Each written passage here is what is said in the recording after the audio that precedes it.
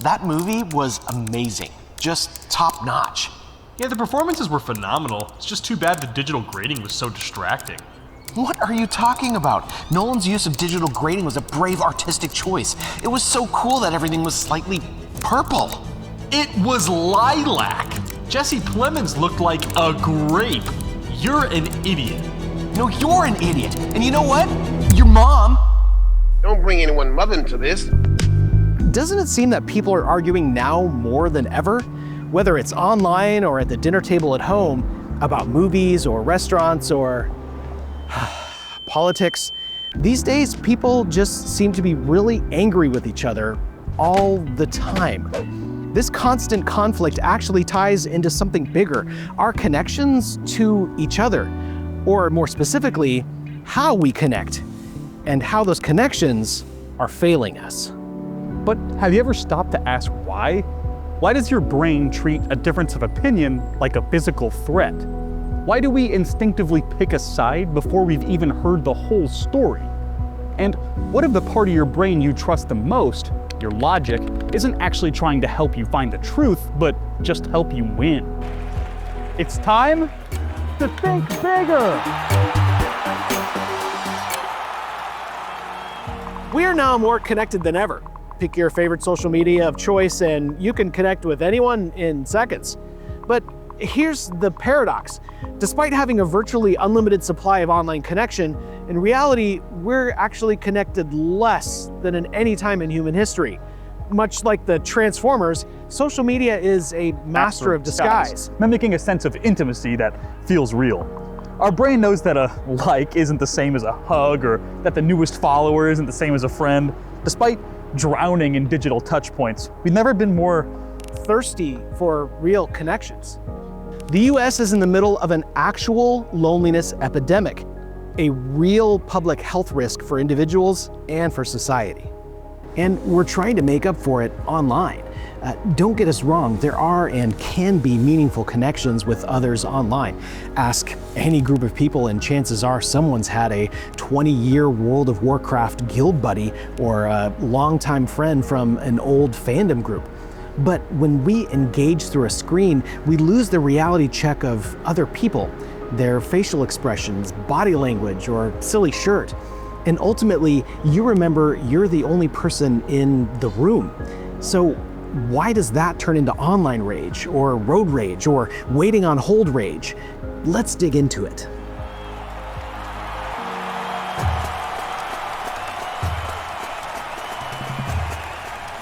Loneliness cuts us off from others, and it becomes very easy to see that online avatar as an opponent, not a fellow human.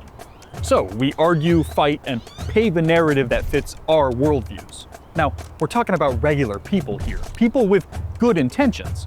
We can talk more about intentional trolls or even foreign interference in online discussion and how it influences us, but that'll be a topic for another video. And there was much rejoicing. Here's the most dangerous part of our belligerence. You know you're being objective, right? You know your reasoning is sound. It's everyone else who's being emotional or biased. But of course, everyone else in the conversation feels the same way you do. So why do we do this? Let's look at the science. The brain, a pulpy mass of cells and fibers. For centuries, we've had the wrong idea about how our brains work. For hundreds of years, the prevailing belief was that human reasoning evolved to help us find objective truth. We thought we were born scientists dedicated to improving our knowledge and making perfect decisions. But a revolutionary counter theory, the Argumentative Theory of Reasoning, suggests something completely different. This theory, popularized by scientists Hugo Mercier and Dan Sperber, proposed that our capacity for argument didn't evolve for solitary truth-seeking, it evolved to help us win arguments and persuade others. It's a social tool designed for collective bargaining, not a solitary feature for finding objective truth. Or, to put it simply, our logic was developed to manage people, not to manage facts. The skill of arguing was a crucial survival mechanism. Being able to explain and justify yourself was just to protect yourself or maybe even your place in the tribe. If you couldn't convince the group that you were valuable, you risked exile, essentially a death sentence. I regret nothing. So when you feel that burning urge to argue, you've evolved that way. Arguing isn't a flaw in your programming, it's a feature. Our logic is a powerful weapon designed to win with people. But that weapon has a terrible built-in flaw. It typically only aims in one direction. Why does our reasoning instantly become the press secretary for our own side, only searching for evidence that confirms what we already believe? And why do we choose a team even before we finish hearing the whole story?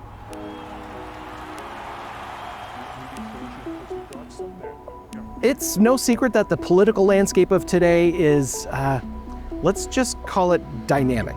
Just open the news and someone will be quick to let you know their opinion on the matter and why you should feel the same way. And oftentimes, we may, without realizing it, find ourselves nodding along without even having heard the entire story. There are tons of factors at play in how we engage online. Sites like Reddit, Facebook, Instagram, shoot, even YouTube will gladly send us content that the algorithm predicts we will react to. Your likes, comments, and reposts make these companies money, so they are very motivated to draw out your reactions.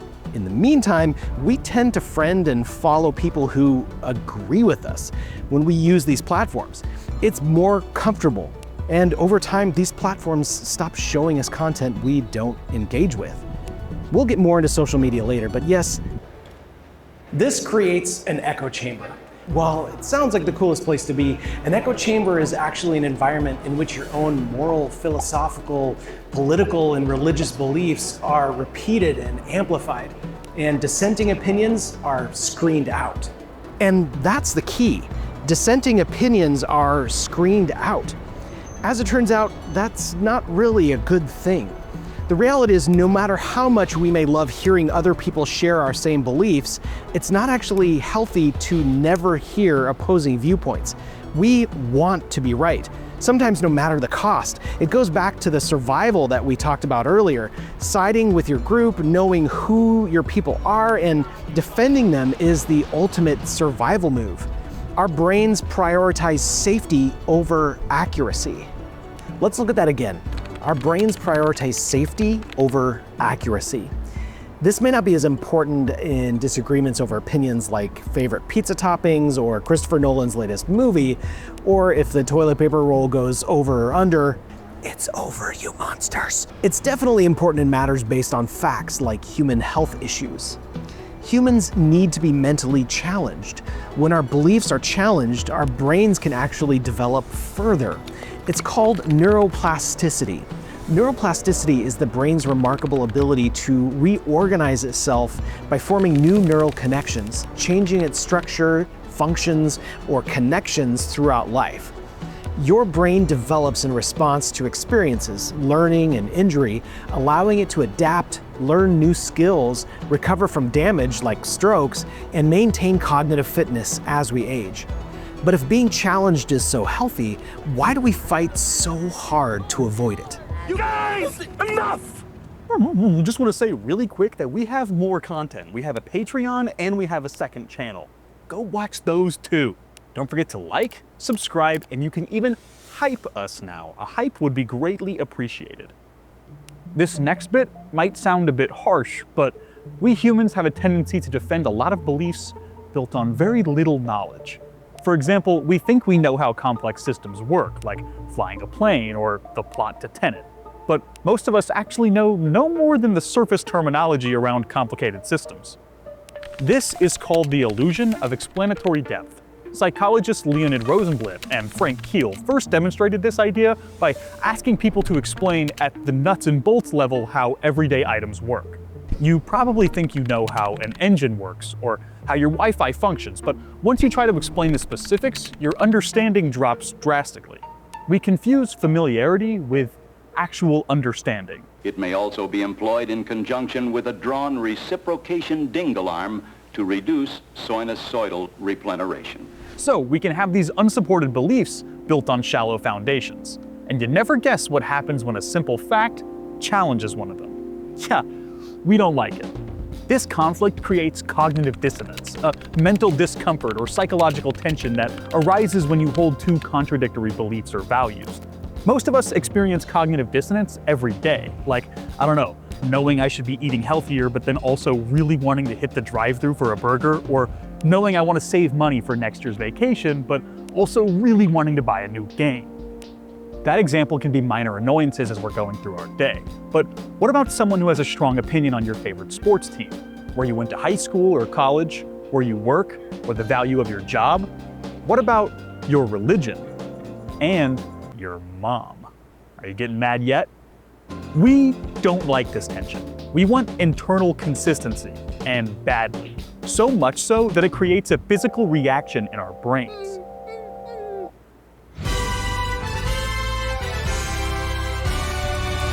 All right, let's take another look at our vigorous online debate earlier from this angle. Cognitive dissonance most consistently engages the posterior medial frontal cortex right around here, which helps us avoid aversive outcomes, a powerful built-in survival instinct. Yeah, that's right, Ryan. Also, other brain regions are also triggered. The insula, which processes emotions when people are upset or angry, and the DLPFC, somewhere right around here, which manages cognitive control light up as well. Well said, well said. The brain treats the intellectual threat similarly to how it processes physical threats. When you're proven wrong, it can feel like an attack. To stop that internal pain, your brain instantly deploys some of its best defenses: motivated reasoning and confirmation bias. Motivated reasoning is the process where we access and evaluate information in a biased way, focusing on reaching a preferred conclusion. In ridiculously simplified terms, it's like saying, I believe in something, so there must be others who think the same. And confirmation bias is a key strategy for this. We actively seek out information that agrees with our existing beliefs and ignore or discredit anything that casts doubt. It's like scrolling through social media until you find the one article that agrees with you and then immediately declaring the debate over. Those techniques help pacify our brains and make the uncomfortable feelings go away. In essence, your brain deploys these biases not because you're unintelligent, but because it's trying to be efficient, prioritizing your psychological comfort and the security of your tribal identity over the objective truth of the moment. But what happens when you take these defense mechanisms and drop it into a global, attention-based economy? Our argumentative instinct evolved over millennia in small, close-knit tribes. One theory pegs the number of social relationships we can have at about 150. These groups required you to live and work with people you disagreed with. If you were aggressive, there was a consequence, from social shaming to physical violence to being kicked out. Exile. And exile didn't just mean finding a new apartment because you fought with your roommate over who cleans the dishes. Exile could mean freezing to death, starving, being killed by enemy tribes or predators. Your survival instinct worked because the social consequences were immediate and severe. Fast forward thousands of years, social media removes the physical cost of being aggressive. This phenomenon is called the online disinhibition effect. The lack of face-to-face contact and the sense of anonymity strip away the normal social restraints that would keep us civil. Instead of disagreeing to persuade, we're actually arguing to perform. In this case, for the people online who are on our side, our echo chamber.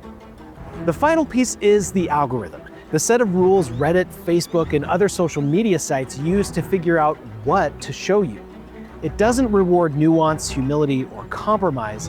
It rewards engagement, and it doesn't care if you're liking a picture of your friend's new car or posturing over the latest Call of Duty. The more you argue, the more money these companies make. More activity, more users, more ads. And the sad thing is, it doesn't look like that's going to change anytime soon. Is there anything we can do about it? Yeah, so now I'm wondering, what do we do about it? Yeah, it's kind of crazy. You know the end of G.I. Joe when they would say, and now you know, and knowing is half the battle. It turns out there's some truth to it. Cognitive science suggests that being aware of the problem can actually help what's called a critical pause between the instinct and the action. So basically what it means is if you know about it, then you can realize it's happening and try to stop. But unfortunately, we're humans, right? And it takes more than willpower. No, I hear you 100%. I often find myself falling into the black hole of a TikTok comment section. You'll see a comment that is not worth fighting with, because you just know so much more about the topic. And you're like, this just doesn't even, why would I even engage with this? But I'm going to. Dude, today's political spectrum, I am just as guilty as everyone else of getting completely worked up and completely emotional about stuff and falling into my own traps of looking up information that confirms my beliefs. Right. And I'm just as guilty, I think, as the rest of us. And it's really easy to call the other side idiots. And I have to fight that, right? And even though I know, it's just like we're talking about it. I know it. But even though I know it, it's still also hard. Do I know it? Like, am I talking to a 7-year-old that got on TikTok, or is this a professor and I'm the idiot? You know, with the current state that we're in and just kind of how crazy things are, is it important to engage in debate online? I mean, do we even do it? Do we even bother? Like, is it important? Is it something that like is just so futile? The best thing to do, I think, is to just kind of, you have to pull back. You can't get lost in it. That, you know, even if they might be right, even if they're super wrong, it's just why let myself get disturbed by this? Well, we hope you've enjoyed this episode. If you want to be part of the team, you can join us on Patreon. You can find this whole conversation between Ryan and I. We have the whole thing uncut, relatively uncut. Click the link to find out Vince's embarrassing story. He grabbed me by the shirt and he's like, "Don't you ever." And guys, if you found this illuminating, please give us a like and hit subscribe, and you can also hype us. That would also be greatly appreciated. Come find out what we'll be discovering next.